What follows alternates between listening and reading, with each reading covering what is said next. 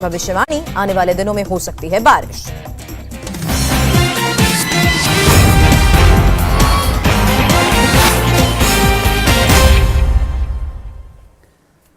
नमस्कार, मैं हूं सौरभ शर्मा। गोरखपुर के माधव धाम में अभी अभी एक बहुत ही अहम मीटिंग खत्म हुई है। योगी आदित्यनाथ और आरएसएस के चीफ मोहन भागवत के बीच 50 मिनट तक यह बैठक चली। योगी की दूसरी बार शपथ ग्रहण से पहले मोहन भागवत के साथ इस मुलाकात से उत्तर प्रदेश की नई सरकार का डायरेक्शन तय हो सकता है। गोरखपुर में आज होली है। योगी ने नरसिंह भगवान की शोभा यात्रा निकाली तो वहां से भी बहुत इंपॉर्टेंट मैसेज दिया।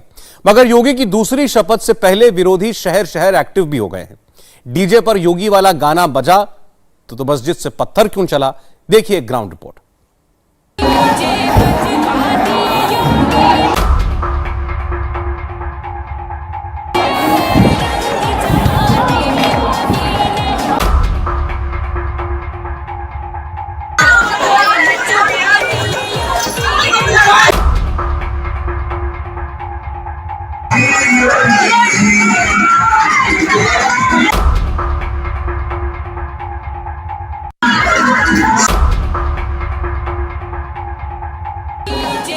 नीचे डीजे चल रहा था, योगी का गाना बज रहा था, तभी ऊपर से पत्थर चलने लगे।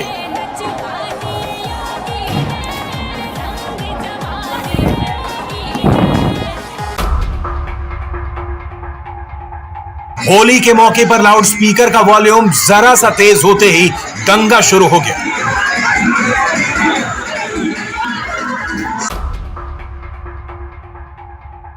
बलवा करने वाले कुछ लोग मस्जिद के पास की छतों पर चढ़ गए। उन छतों पर ईंट पत्थर पहले से जमा करके रखे गए थे। पहले वो योगी के नाम पर गालियां देने लगे, फिर दनादन पत्थर चलाने लगे। उत्तर प्रदेश में नई सरकार बनने से पहले यह नया प्रपंच हुआ।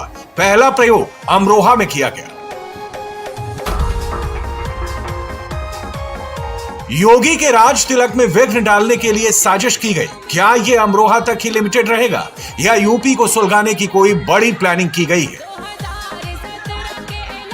होली के दिन अमरोहा के छंगा दरवाजा इलाके में जो हुआ उसकी ऑन द स्पॉट रिकॉर्डिंग के लिए इंडिया टीवी रिपोर्टर अभय पराशर अमरोहा के ग्राउंड जीरो पहुंचे। मंदिर की छत से फेंके गए ईंट पत्थर अब भी यहां की गलियों में बिखरे हुए हैं। छंगा दरवाजा इलाके में कोई भी ऐसा हिंदू घर नहीं है जिस पर पत्थर ना फेंका गया हो। अमरोहा के छंगा दरवाजा इलाके में इस वक्त हम मौजूद हैं, जहां पर शुक्रवार यानी कि होली के दिन 12:30 बजे से 1 बजे के बीच दो समुदाय यानी कि हिंदू मुस्लिम में जमकर पत्थरबाजी हुई, मारपीट हुई, कई लोग घायल हुए। पूरा मामला क्या था वो हम आपको बताने के लिए इस वक्त ग्राउंड जीरो पर पहुंचे हैं। असल में अमरोहा का ये छंगा दरवाजा इलाका है जहां पर ये एक मस्जिद है। इस मस्जिद में नमाज पढ़ी जाती है और मस्जिद से बिल्कुल सटा हुआ यहां पर एक मंदिर भी है। आरोप ये है कि कल क्योंकि होली का त्योहार था तो यहां पर जो इलाके के लोग हैं, जो यहां पे जो हिंदू लोग हैं, वो यहां पर होली मना रहे थे और इस मंदिर में एक स्पीकर जिसे लोग डीजे बता रहे हैं वो यहां पर लगाया हुआ था, जिसमें ये एलिगेशंस हैं कि सीएम योगी के नाम के कुछ गाने यहां पर बजाए जा रहे थे। उसको लेकर क्योंकि कल शुक्रवार भी था, जुमे की नमाज भी यहां पर अदा की जानी थी मस्जिद में, तो आरोप यह है यहां पर हिंदू पक्ष का कि 12:30 बजे के आसपास लोग यहां पर पहुंचे और उनसे डीजे बंद करने के लिए कहा, स्पीकर बंद करने के लिए कहा। और जब इन लोगों ने मना किया कि अभी समय नहीं हुआ है तो आपस में कहासुनी हुई और वो कहासुनी पत्थरबाजी और एक दूसरे के ऊपर हमला करने में तब्दील हो गई। अमरोहा के इस मस्जिद वाली गली में हिंदुओं का एक मंदिर भी है, आबादी मिक्स है। होली के मौके पर वहीं पर यह गाना बज रहा था।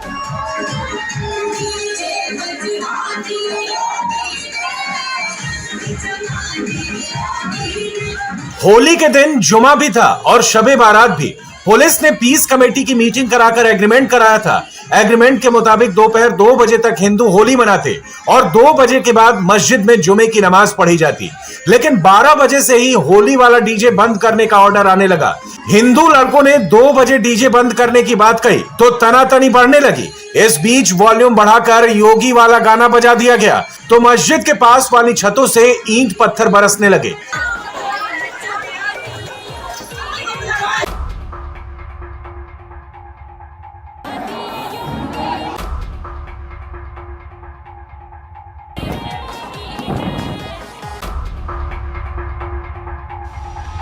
पत्थरबाजी में कई लोग घायल हो गए, जिनको सरकारी अस्पतालों में भर्ती कराया गया है। बंटी है मेरे भाई का नाम। अब जो यहाँ डीजे चल लिया था, योगी जी के गाने चल रहे थे, तो इन्होंने इस गानों को लेकर झगड़ा करा। यहाँ आने का योगी जी क्या कर लेंगे, उन्हें गाली गुप्तार गंदी संदी गाली दे रहा था ये योगी जी को। इस बात पे इन्होंने पथराव करा, मतलब पुलिस वाले यहीं थे उनके सामने ही। हमारे भाई को आके घर में घुसका मारा, वो अकेला था, सब भाग गए। तो इन्होंने पथराव ऊपर से करा, मस्जिद के ऊपर से भी घर में आके घुस के उसे मारा। घायल है बुरी तरीके से, मेरठ में भर्ती है। छोटे छोटे उसके बच्चे हैं। मैं यहाँ हूँ, मैं बहन हूँ, 4 भाइयों का इकला भैया हूँ। तो नमाज तो बाद में थी ना, बजे में कुछ नहीं थी, बस योगी जी के ऊपर हुआ है, क्योंकि वो तो 2 बजे होती ना नमाज तो, और ये इन्होंने 12:30 बजे झगड़ा कर लिया। यहाँ पर पथराव साहब है 12:30 बजे करीब यहाँ पथराव हुआ, और जो ये कह भी रहे थे इनको बंद कर दो, जबकि इनके नमाज का टाइम जो है 1:30 से 2 बजे तक का है, लेकिन ये फिर भी नहीं समझे। ये 12:30 बजे करीब जो है इन्होंने कहना चालू कर देगा बंद करो। इनका यानी दबदबा है यहाँ पर अच्छी तरीके से। ये जब भी चाहे जब भी कुछ भी कर सकते हैं यहाँ पर। तो डीजे पे ऐसा क्या चल रहा था जिसमें कुछ भी नहीं, क्या ये बस योगी मोदी के गाने चल रहे थे बस। अब योगी मोदी के गाने हमने तो बनाए नहीं है, वो तो ऊपर से बनते हुए आ रहे हैं। अब जब इंजॉय लड़के कर रहे थे तो इन्होंने जो है कहा कि भाई क्या नाम है डीजे बंद करो। अब डीजे बंद नहीं हुआ तो उसके बाद में इन्होंने क्या पथराव करना चालू कर दी। ये कहाँ का इंसाफ है, ये तो गलत बात है ना। योगी का गाना बजाने पर हुई पत्थरबाजी कैमरे पर रिकॉर्ड है। अमरोहा पुलिस ने FIR दर्ज करके अब तक 6 लोगों को गिरफ्तार किया है। इनके नाम है शहनशाह, सादिक, शादाब, जाहिद, फहीम और शहजाद। वीडियो चेक करके पुलिस बाकी के आरोपियों की पहचान कर रही है। एक एक आरोपी पकड़े जाएंगे, ये योगी आदित्यनाथ के सुशासन का कमिटमेंट है। अमरोहा के छंगा दरवाजा इलाके में इस वक्त हम मौजूद हैं, जहां पर कल 2 समुदाय हिंदू मुस्लिम के अंदर पथराव हुआ, मारपीट हुई।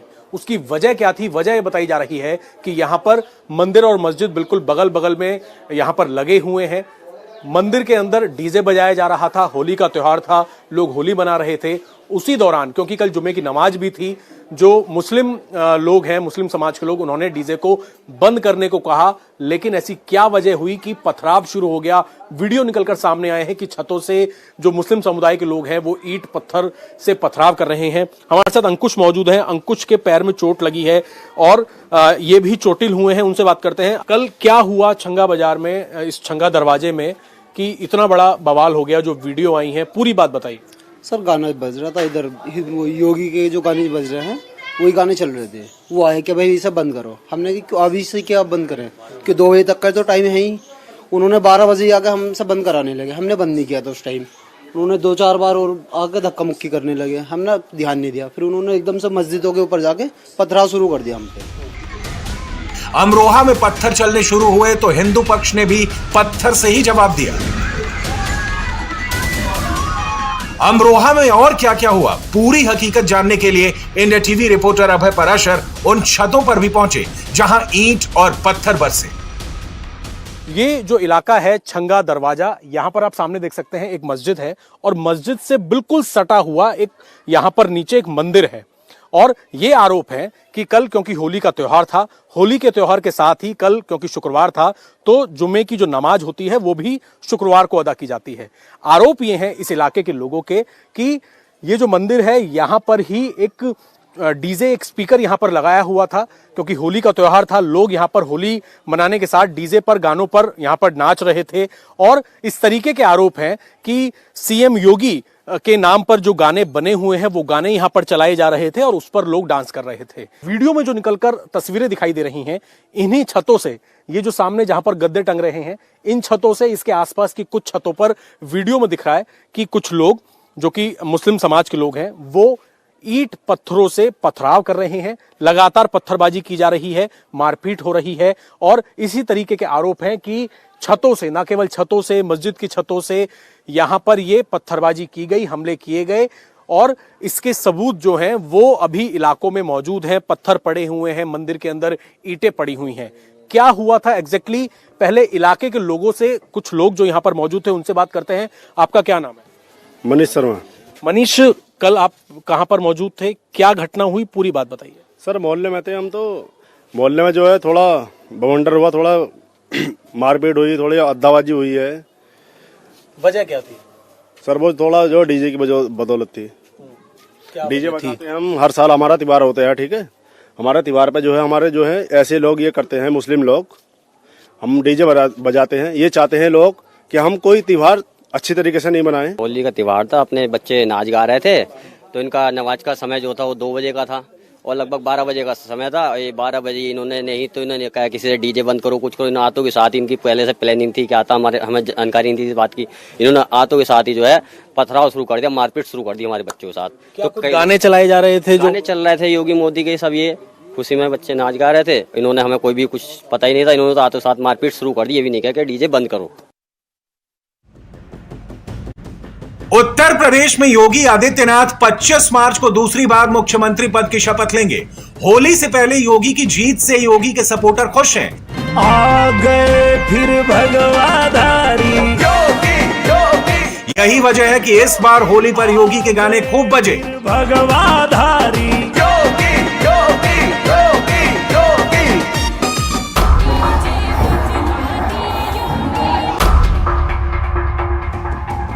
क्या अमरोहा में हुआ बवाल इसी का रिएक्शन है? एक पक्ष की बात तो आपने सुन ली, अब दूसरे पक्ष की बात सुनाते हैं। हमारी बहुत बड़ी बदकिस्मती है कि थोड़े से झगड़े पर और थोड़े से कहन सुन के ऊपर न जाने कितने लोग अब कितने दिन तक परेशान रहेंगे, चाहे वो हिंदू हो चाहे मुसलमान हो, नौजवान लड़के हैं। थोड़ा सा झगड़ा कर लिया, शायद बर्दाश्त कर लेते तो बहुत अच्छा होता। थोड़ी देर बर्दाश्त नहीं किया तो अब पता नहीं कितने दिन जेलों में रहेंगे, कितने माँ बाप उनके परेशान रहेंगे, कितना रुपया उनके ऊपर खर्च रहेंगे, कितने वहाँ पर लोग परेशान होंगे, कितने कारोबार से बैठेंगे, इसका अंदाजा हम लोगों को नहीं लगाया जा सकता। होली पर दंगे का मामला बेहद सेंसिटिव है, इसलिए हमने अमरोहा के डीएम से भी बात की। मुकदमा दर्ज करा लिया गया है और अभी तक 4 लोग गिरफ्तार भी हो चुके हैं और वहाँ की जो वीडियो फुटेज है उसको देखते हुए हम लोग और आगे कार्रवाई करेंगे।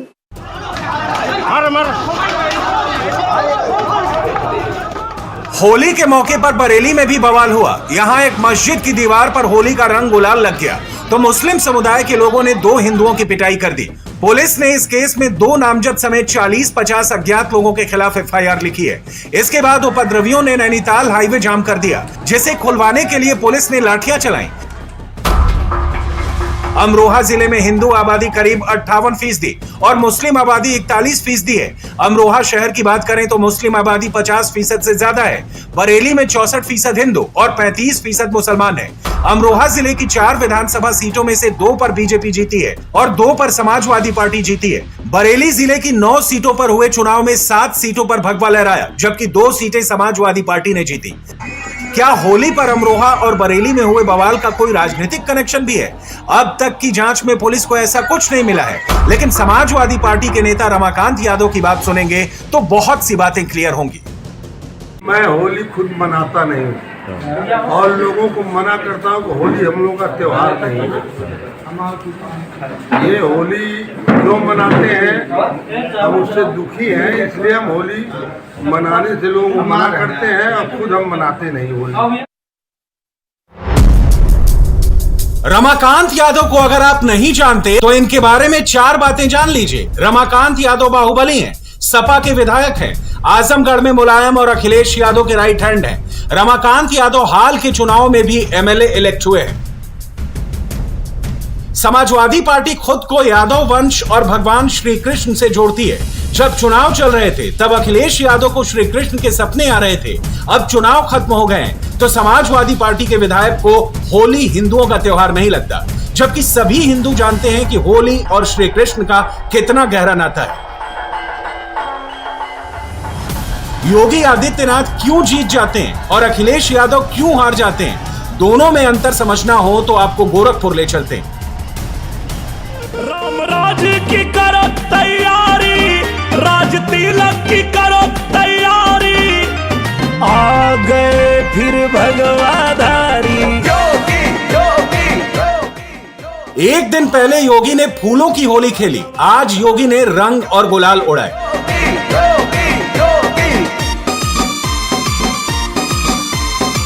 योगी की होली ठीक वैसी ही रही जैसे कोई भी आस्थावान हिंदू होली खेलता है। नाथ पीठ के महंत ने होली के मौके पर नरसिंह भगवान की शोभा यात्रा निकलवाई और खुद भी उसमें शामिल हुए। चुके हैं भगवाधारी। हिरण्यकश्यप तो ये मानता था कि उसको जो वरदान मिल चुका है, उस वरदान के फलस्वरूप अब विष्णु की जगह उसकी स्वयं की पूजा होनी चाहिए। ईश्वरीय सत्ता को चुनौती देना, राष्ट्र की सत्ता को चुनौती देना, सामान्य नागरिकों की भावनाओं का अनादर करना, यह हिरण्यकश्यप और होलिका की प्रवृत्ति हो सकती है। लेकिन सामान्य जनमानस तो भक्त प्रहलाद के रूप में जब भी अपनी राष्ट्र आराधना के मार्ग पर चढ़ता है तो नरसिंह भगवान उसका सहभागी बनने और उसका अपना आशीर्वाद प्रदान करने के लिए अवश्य अवतरित होते हैं। यह अटूट भावना हमारे मन में हजारों वर्षों से चली आ रही है और इसी भावना को सामने रख करके जब हम लोग हजारों वर्षों की इस विरासत को लेकर के आगे बढ़ते हैं तो ये पर्व और त्योहार होली के रूप में हमारे सामने आता है। इन तस्वीरों को याद रखिए। ध्वज प्रणाम करते योगी आदित्यनाथ की इन तस्वीरों को उनके विरोधी कई तरह से घुमाएंगे, तरह तरह की बातें लिखकर इससे नैरेटिव फैलाएंगे। योगी जो करते हैं खुलेआम डंके की चोट पर करते हैं, वो स्वयं सेवक बनकर राष्ट्र आराधना करते हैं, तो इसे छिपाते नहीं। योगी के विरोधी इन बातों को समझे बिना बस विरोध करने में ही सारी एनर्जी खर्च कर देते हैं। आज यूक्रेन में कुछ ऐसा हुआ जिसने अमेरिका से लेकर यूरोप सबको डरा दिया।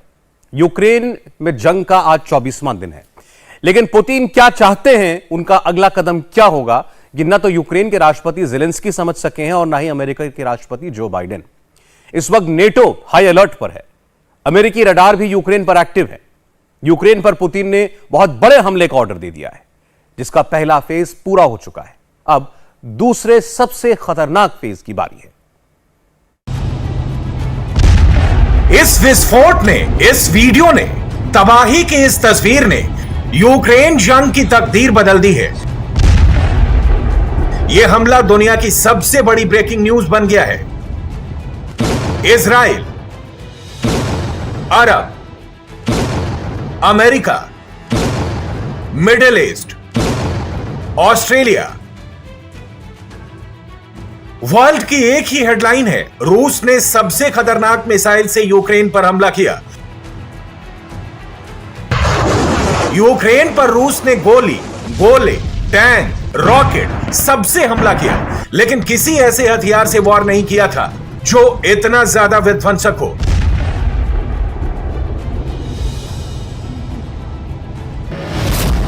अब तक रूस यूक्रेन जंग को स्पेशल ऑपरेशन कह रहा था, लेकिन जिस हथियार का इस्तेमाल अब रूस ने किया है उसके बाद यह स्पेशल ऑपरेशन नहीं रहा, बल्कि अब यह रूस के लिए भी जंग हो गई है, जिसमें पुतिन अब एक से एक खतरनाक हथियारों का इस्तेमाल करेंगे।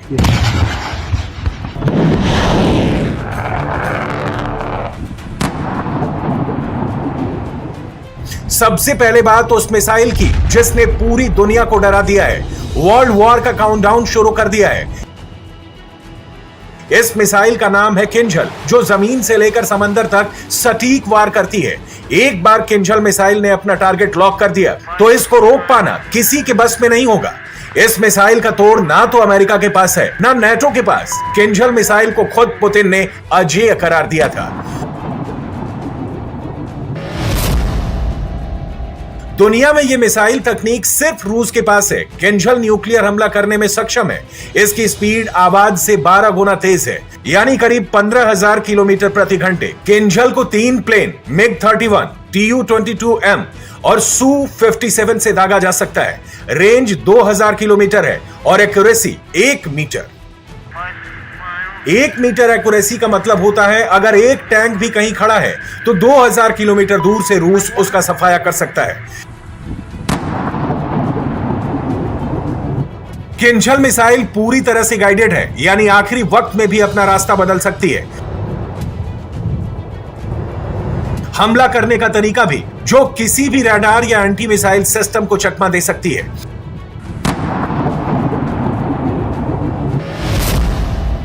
रूस ने किंजल मिसाइल को नेटो के खिलाफ तैयार किया है। किंजल मिसाइल नेटो के मिसाइल डिफेंस सिस्टम, नेटो के बैलिस्टिक मिसाइल से लैस जंगी जहाज को निशाना बनाने के लिए तैयार। किंजल मिसाइल और इसकी तकनीक को रूस ने काफी वक्त तक छिपा के रखा था। जो पायलट इसको ऑपरेट करते हैं उनकी पहचान तक को उजागर नहीं किया गया था, क्योंकि ये पुतिन का सबसे खतरनाक हथियार है और इसका पहली बार यूक्रेन जंग में इस्तेमाल किया गया। ऐसा नहीं, रूस ने किंजल मिसाइल का इस्तेमाल किया, इसका दावा यूक्रेन ने किया है या किसी एजेंसी ने इसकी जानकारी दी है, बल्कि खुद रूस के रक्षा मंत्रालय ने इसको कंफर्म किया है। रूस ने किंजल मिसाइल से यूक्रेन के मिलिट्री डिपो को निशाना बनाया, जहां पर यूक्रेन सेना ने अपना गोला बारूद जमा किया हुआ था और इसकी सुरक्षा में एंटी रॉकेट सिस्टम लगा था। रूस के इस हमले ने कई सवाल खड़े कर दिए हैं। क्या पुतिन जल्द से जल्द यूक्रेन पर कब्जा करना चाहते हैं? क्या पुतिन जंग को अब लंबा नहीं खींचना चाहते हैं? क्या पुतिन महायुद्ध के लिए तैयार हैं? आखिर पुतिन का वॉर प्लान क्या है? पुतिन को समझ पाना दुनिया के लिए वाकई में बहुत मुश्किल है, क्योंकि जिस वक्त यूक्रेन पर बम गिर रहे थे उस वक्त पुतिन मॉस्को में कुछ और ही कर रहे थे। मॉस्को में पुतिन ने अपनी सेना के समर्थन में विशाल रैली का आयोजन किया। За Россию! За победу! За президента! Встречайте!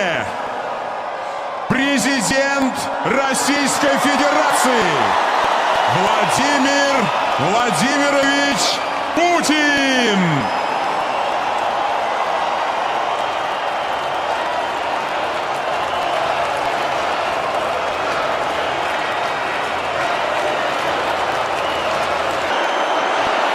Мы многонациональный народ Российской Федерации. यूक्रेन जंग के बीच पुतिन को देखने के लिए, उनको सुनने के लिए भारी भरकम भीड़ आई।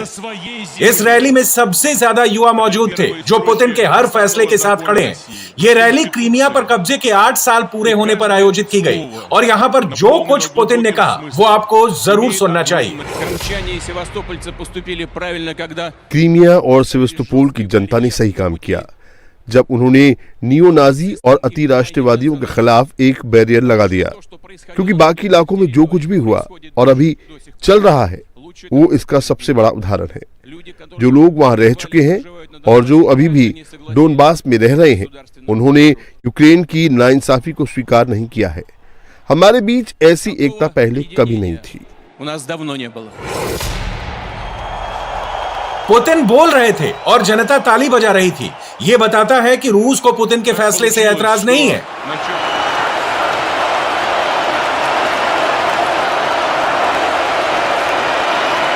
इस खास शो में जो 2 होस्ट एंकर्स मौजूद थे, उनके सीने पर लगे Z को देखिए, क्योंकि इसका सीधा संबंध यूक्रेन वॉर से है।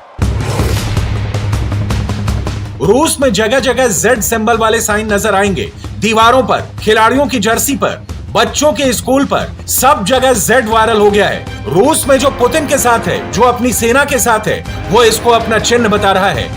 За Россию! За победу! За президента! Встречайте! एक्सपर्ट का दावा है कि जंग में दुश्मन और अपनी सेना में फर्क करने के लिए इस अक्षर का इस्तेमाल किया गया। सबसे पहले Z साइन रूसी सैन्य गाड़ियों पर नजर आया था। जब रूस ने यूक्रेन पर हमला किया था तो टैंक से लेकर ट्रक तक सफेद रंग से Z लिखा हुआ था और अब यह पुतिन के समर्थन का सिंबल बन गया है। जब जनता साथ हो और सेना मजबूत हो तो फिर किसी से भी मुकाबला किया जा सकता है, हर ऑपरेशन पूरा किया जा सकता है और पुतिन यूक्रेन में यही करना चाहते हैं।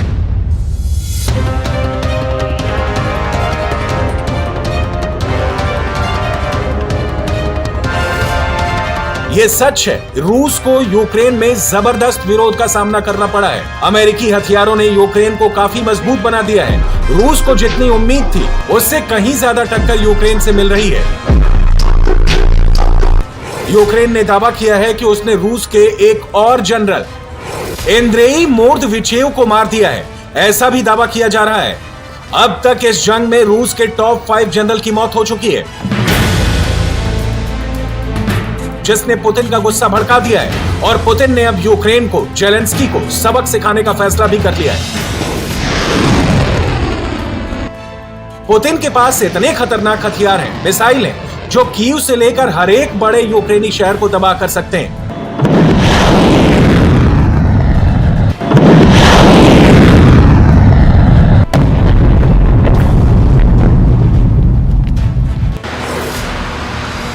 सरमट पुतिन की सबसे खतरनाक न्यूक्लियर मिसाइल है, जो रूस के सबसे बड़े परमाणु बम से हमला कर सकती है, और वो भी दुनिया के किसी भी कोने पर, अमेरिका से लेकर ऑस्ट्रेलिया तक।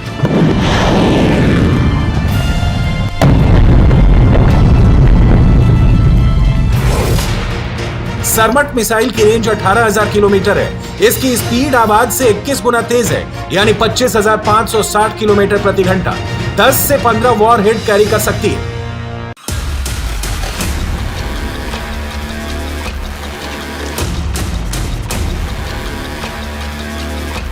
पुतिन के पास ऐसे विध्वंसक अस्त्र शस्त्र हैं, जो जल से, थल से, नभ से दुश्मन का सर्वविनाश कर सकते हैं। जब रूस ने यूक्रेन पर हमला किया था, तो हर किसी को लगा कि चंद दिनों में ही पुतिन कीव पर कंट्रोल कर लेंगे, जेलेंस्की को घुटनों पर ला देंगे और यूक्रेन को झुका देंगे। क्योंकि अगर रूस ने अपनी मिसाइल पावर, अपनी एयर पावर का इस्तेमाल किया, तो यूक्रेन को संभलने का मौका तक भी नहीं मिलेगा। मगर रूस ने अपनी पूरी ताकत से यूक्रेन पर हमला नहीं किया, बल्कि जमीन पर आर्मी को आगे बढ़ाया और एयरफोर्स का सपोर्ट लिया। रूस ने ऐसा क्यों किया, आज भी यूरोप और अमेरिका को समझ नहीं आया। लेकिन जिस तरह से नाटो और अमेरिका यूक्रेन की मदद कर रहे हैं, उसको हथियार सप्लाई कर रहे हैं, उसने रूस को अपनी युद्ध नीति को बदलने पर मजबूर कर दिया है।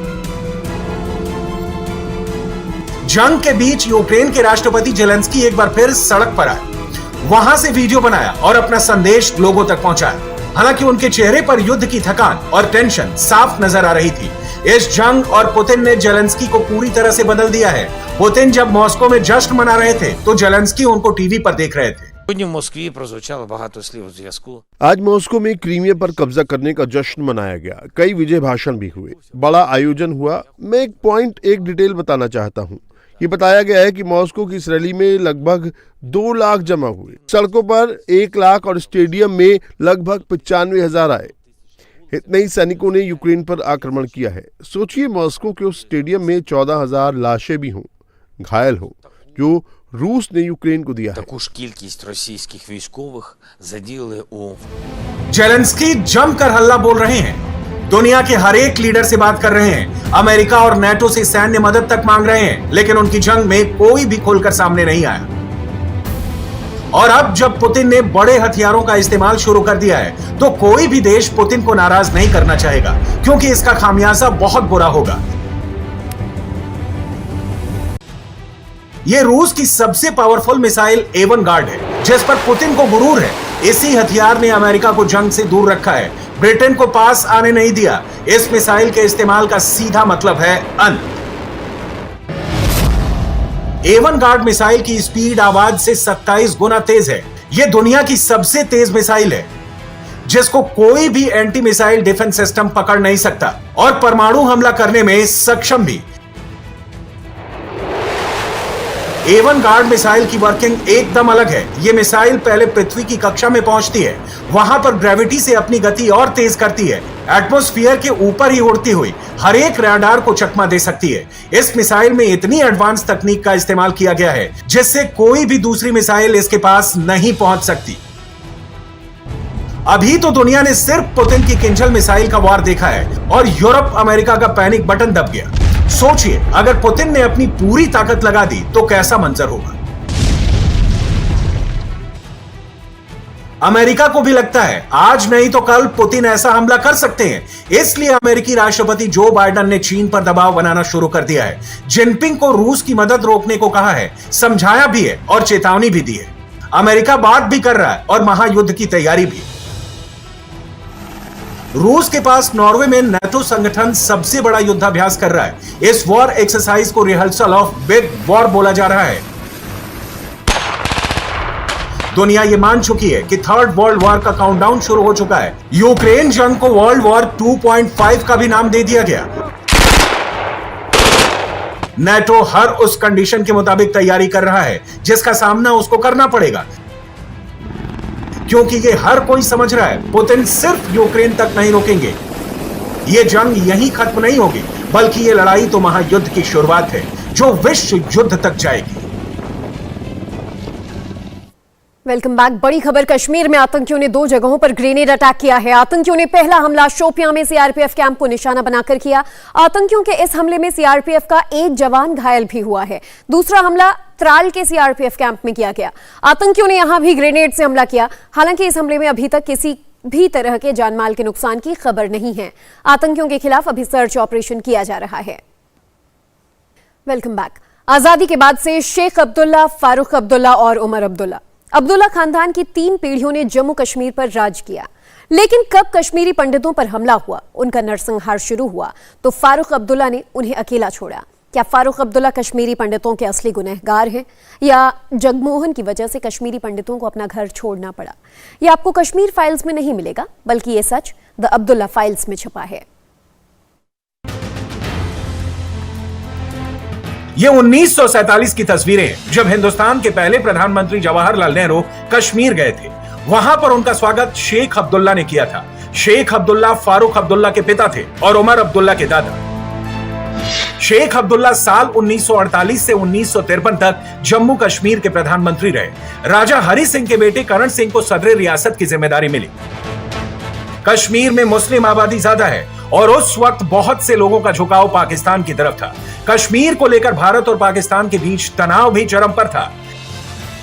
नेहरू को यकीन था कि शेख अब्दुल्ला भारत के साथ हैं, लेकिन उनकी ये सोच जल्द ही गलत साबित हो गई, क्योंकि शेख अब्दुल्ला ने कश्मीर की आजादी का नारा दिया और अमेरिका के साथ हाथ मिलाने की कोशिश की, जिसके बाद शेख अब्दुल्ला को जम्मू कश्मीर के प्रधानमंत्री पद से हटा दिया गया और 11 साल तक के लिए जेल में डाल दिया गया। साल 1964 में जब शेख अब्दुल्ला पर से सारे केस हटा लिए गए और उनको आजाद कर दिया गया, तो पूरा कश्मीर उनके स्वागत में सड़कों पर आ गया था। अब तक भारत और चीन के बीच जंग हो चुकी थी और नेहरू अब किसी भी कीमत पर कश्मीर का मुद्दा सुलझाना चाहते थे। नेहरू ने शेख अब्दुल्ला को भारत पाकिस्तान के बीच संबंध सुधारने का काम सौंपा ताकि कश्मीर मुद्दे का हल निकाल सकें, लेकिन 27 मई 1964 को नेहरू का देहांत हो गया। इसके तुरंत बाद शेख अब्दुल्ला ने पीओके में एक रैली में ऐसा कुछ कहा जो देश विरोधी माना गया। 1965 में पाकिस्तान ने भारत पर जंग छेड़ दी। कश्मीर पर कब्जा करना पाकिस्तान का एकमात्र लक्ष्य था। उस दौर में देश के प्रधानमंत्री लाल बहादुर शास्त्री थे। उन्होंने शेख अब्दुल्ला को नजरबंद करने का ऑर्डर दिया, जो उनके बाद इंदिरा गांधी ने भी जारी रखा। शेख अब्दुल्ला को 1964 से 1968 तक नजरबंद रखा गया। 1971 में 18 महीनों के लिए कश्मीर से बाहर भेजा गया। इस दौरान कश्मीर में बहुत कुछ बदल गया। कश्मीर की सियासत और तस्वीर दोनों बदल दी गई थी। साल 1964 में जम्मू कश्मीर के प्रधानमंत्री पद को बदलकर मुख्यमंत्री कर दिया गया। सदर रियासत को गवर्नर में तब्दील किया गया। शेख अब्दुल्ला की कश्मीर को अलग देश बनाने की ख्वाहिश इसके साथ खत्म हो गई थी। शेख अब्दुल्ला को अपनी राजनीति का अंत भी नजर आने लगा था। दिल्ली में इंदिरा गांधी भारत की सबसे मजबूत लीडर बन चुकी थी। अब उन्होंने कश्मीर मुद्दा सुलझाने का फैसला किया। 1975 में इंदिरा गांधी और शेख अब्दुल्ला में एक समझौता हुआ, जिसको इंदिरा शेख अकॉर्ड भी कहते हैं। इस समझौते के तहत शेख अब्दुल्ला ने कश्मीर पर जनमत संग्रह की मांग छोड़ दी थी। कश्मीर के नए स्वरूप को मान लिया गया। इसके साथ ही 262 केंद्रीय कानून जम्मू कश्मीर में लागू हुए और कश्मीर के हमेशा भारत में रहने की मुहर लग गई। शेख अब्दुल्ला को दोबारा जम्मू कश्मीर की गद्दी मिली। हाँ, उनका दिल्ली से समझौते पर विरोध जरूर हुआ, लेकिन वो जब तक जिंदा रहे तब तक जम्मू कश्मीर के मुख्यमंत्री रहे। हालांकि शेख अब्दुल्ला को यह बात जरूर चुभती थी कि कश्मीरी पंडितों को सरकारी नौकरी क्यों दी जाती थी। वो इसका विरोध भी करते थे। ये खुद फारूक अब्दुल्ला बताते हैं। हर मुसलमान भी तो हिंदुस्तान का ये हिस्सा है, कश्मीर का हिस्सा है, मेजॉरिटी पॉपुलेशन है। क्या उसको नौकरी नहीं चाहिए? क्या उसको कदागर नहीं रहना है? उसे भी अपना हक मानो। यकीन करेंगे, टेलीग्राफ में, टेलीफोन में नौकरियां निकली, ये एक मुसलमान नहीं लगा। मेरे वालिद ने मौलाना आजाद से शिकायत की जब मौलाना आजाद आए थे शेख साहब को मनाने के लिए। उन्होंने कहा, आजाद साहब क्या एक भी मुसलमान काबिल नहीं था इस नौकरी के लिए? इसी तरह नफरतें पैदा की गई, आज भी नफरतें पैदा की जा रही हैं सिर्फ आपका वोट लेने के लिए। 1982 में शेख अब्दुल्ला की मौत हुई और सीएम की कुर्सी फारूक अब्दुल्ला को मिली। लेकिन इसके बाद से कश्मीर का माहौल बदलने लगा। फारूक अब्दुल्ला ने ऐसे फैसले किए जिसने कश्मीरी पंडितों के खिलाफ जहर भरने का काम किया। 1983 में फारूक अब्दुल्ला ने रीसेटलमेंट बिल पेश किया, जिसके तहत जो लोग 1954 से पहले पाकिस्तान चले गए थे वो वापस आ सकते हैं और अपनी जमीन पर बस सकते हैं। इस फैसले ने जम्मू कश्मीर में मजहब की लकीर खींच दी थी। 1983 जम्मू कश्मीर चुनाव के बाद जम्मू कश्मीर में धर्म पर राजनीति शुरू हुई। फारूक अब्दुल्ला ने कश्मीर घाटी में बड़ी जीत दर्ज की और जम्मू कश्मीर में सरकार बनाई। मुस्लिम आबादी वाला कश्मीर ऑटोनॉमी की मांग करने लगा, जबकि राज्य में रहने वाले हिंदू अपनी सुरक्षा के लिए केंद्र सरकार की तरफ देखने लगे। कश्मीर में जनमत संग्रह की मांग फिर उठी। भारत के खिलाफ ताकतें मजबूत होने लगी। कश्मीर की आजादी के नारे शुरू हुए। कश्मीर में आतंकवाद की जड़ें मजबूत होने लगी। फारूक अब्दुल्ला मुख्यमंत्री थे और कश्मीर का माहौल एंटी इंडिया होता जा रहा था। ये कश्मीर के सबसे बुरे दौर की शुरुआत थी। इसी दौरान फारूक अब्दुल्ला पीओके गए और वहां पर कश्मीर लिबरेशन फ्रंट के साथ मंच साझा किया। तभी जब 2014 के लोकसभा चुनाव के वक्त फारूक अब्दुल्ला ने मोदी पर कमेंट किया तो नरेंद्र मोदी ने भी अब्दुल्ला खानदान को एक्सपोज कर डाला। फारूक अब्दुल्ला से मैं कहना चाहता हूं, हजारों साल के हिंदुस्तान के इतिहास में भारत की हजारों साल की महान सेकुलरिज्म की परंपरा को सबसे बड़ी चोट, गहरी चोट अगर कहीं पड़ी है तो कश्मीर में पड़ी है। और वो भी श्रीमान फारूक अब्दुल्ला जी आपके पिताजी की राजनीति के चलते हुआ है। श्रीमान फारूक अब्दुल्ला जी आपकी राजनीति के चलते हुआ है। श्रीमान फारूक अब्दुल्ला जी आपके बेटे की राजनीति के चलते हुआ है। इस देश में कश्मीर एक ही है जहां से पंडितों को धर्म के आधार पर निकाल दिया गया। जो सूफी परंपरा की भूमि थी उसको आपने निजी राजनीतिक स्वार्थ के लिए संप्रदाय के रंग से रंग दिया है। 1984 में कश्मीर के हालात इतने बिगड़ने लगे कि इंदिरा गांधी को हस्तक्षेप करना पड़ा। फारूक अब्दुल्ला को सीएम की कुर्सी से हटाया। उन पर खालिस्तानी आतंकियों की मदद के भी आरोप लगे। फारूक अब्दुल्ला की जगह गुलाम मोहम्मद शाह जम्मू कश्मीर के मुख्यमंत्री बने और 31 अक्टूबर 1984 में इंदिरा गांधी की हत्या कर दी गई। इतिहास गवाह है, जब जब केंद्र सरकार कमजोर पड़ी है तब तब कश्मीर बेकाबू हुआ है। ऐसा ही इंदिरा गांधी की मौत के बाद हुआ। 1986 में कश्मीर में दंगे हुए। कश्मीर में कई मंदिरों को तोड़ दिया गया, हिंदुओं के घरों को जला दिया गया। कहा जाता है कि अयोध्या में रामलला की पूजा के विरोध में कश्मीर में दंगे हुए। गुलाम शाह को जम्मू कश्मीर का मुख्यमंत्री बनाना सबसे बड़ी गलती साबित हुई। कश्मीर में आतंकवाद और कट्टरता हद से ज्यादा बढ़ चुकी थी। 1986 में गुलाम शाह की सरकार गिरा दी गई। उस वक्त जगमोहन ही जम्मू कश्मीर के गवर्नर थे। जगमोहन तेज तर्रार शख्सियत वाले इंसान थे। उन्होंने कश्मीर को 1986 में काबू में कर लिया, लेकिन अभी तो तूफान आने वाला था।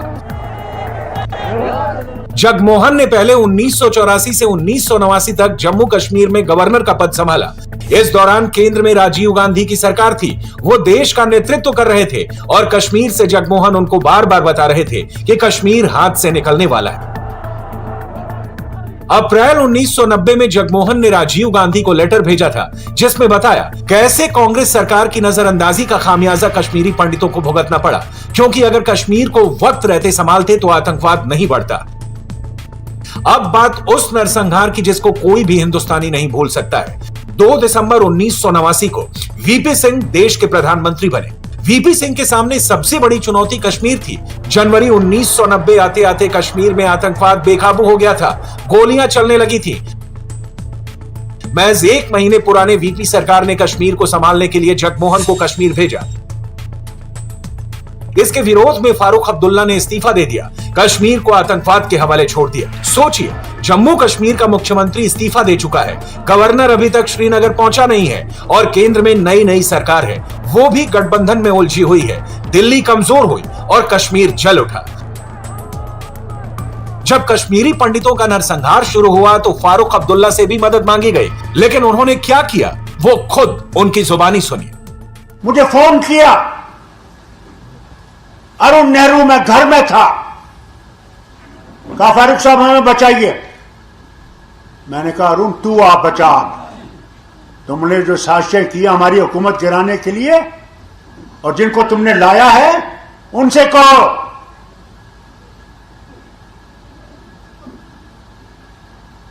कहा फारूक मैं हाथ जोड़ के तुमसे कहता हूं प्लीज निकलो। मैं गया, मैंने वनपू के लोगों को देखा। अब जब कश्मीर फाइल्स में सच दिखाया गया तो फारूक साहब को बहुत बुरा लगा। मैं इनसे कहूंगा कि इनको जगमोहन साहब के फाइल खोलनी चाहिए, क्योंकि उस वक्त वही वहाँ के इंचार्ज थे और इसको अगर इनको सचमुच सच चाहिए तो एक ईमानदार सुप्रीम कोर्ट के रिटायर्ड जज को बिठाइए तो वो आपके सामने सारे मामला जो हैं ले आएगा। लेकिन आप कह रहे हैं कि जगमोहन साहब इसके लिए रिस्पॉन्सिबल थे सर? जनाब वो गवर्नर थे उस वक्त सर, अब वो जिंदा नहीं रहे, नहीं तो वो बता देते। इसे मैं चाहता हूँ कि इसकी इन्वेस्टिगेशन करनी चाहिए और इन्वेस्टिगेशन में फिल्म से दिखती है, हर फिल्म अपनी अपनी बयान करते हैं, ये नहीं जरूरी है कि हर फिल्म सच्ची है। फारूक अब्दुल्ला जो कह लें, उमर अब्दुल्ला जितनी सफाई दे दें, लेकिन कश्मीरी पंडितों के साथ जो कुछ हुआ वो क्यों हुआ और कैसे रोका जा सकता था, ये हर कोई जानता और समझता है। इंडिया टीवी हर वक्त हर जगह डाउनलोड करने के लिए सर्च करें India TV news Google play store या ऐप स्टोर पर।